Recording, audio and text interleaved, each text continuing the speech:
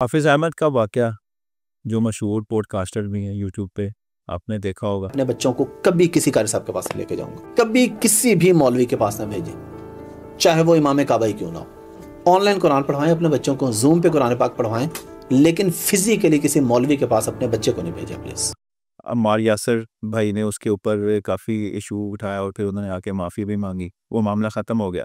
مگر انہوں نے اس کلپ میں کوئی 3-4 باتیں کی.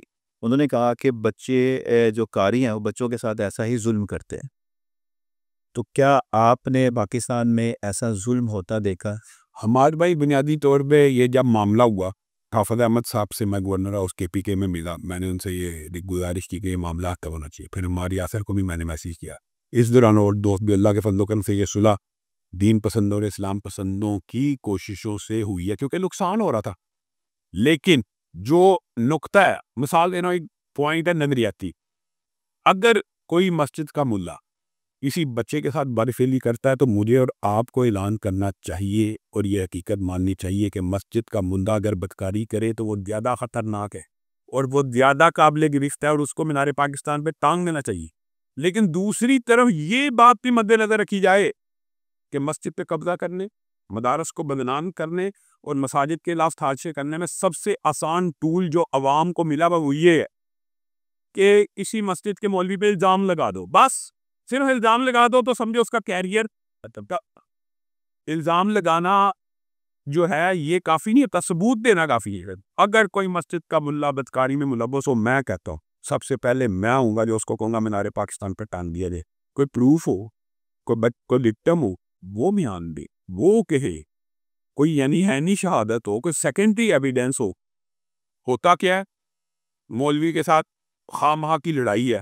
آپ کو پتا اللہ واسطے کا بیر مولوی مسجد کے ساتھ چلتا ہے, اس کی آپس میں گالم گلوچ ہوگی, اچھا تینوں نبڑ لگے, اگلے دن آ کے گی انہیں فنا بچے نے پھڑیا اسی طرح. یہ یار یہ بھی ظلم کی انتہا ہے. میں کہتا ہوں دونوں سائڈ پہ انتہا پسندی نہیں ہونی چاہیے.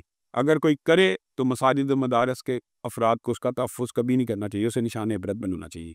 اور اگر کوئی اس طرح کا شخص صرف اپنے گھنونے اور اپنے گندے اور اپنا مسجد اور مدرسے قبضے کی سوچ سے یہ کام کرتا ہے, اس کا بھی سخت اور کڑا احتساب ہونا چاہیے. یہ کام صرف مدرسوں کی حد تک نہیں ہے.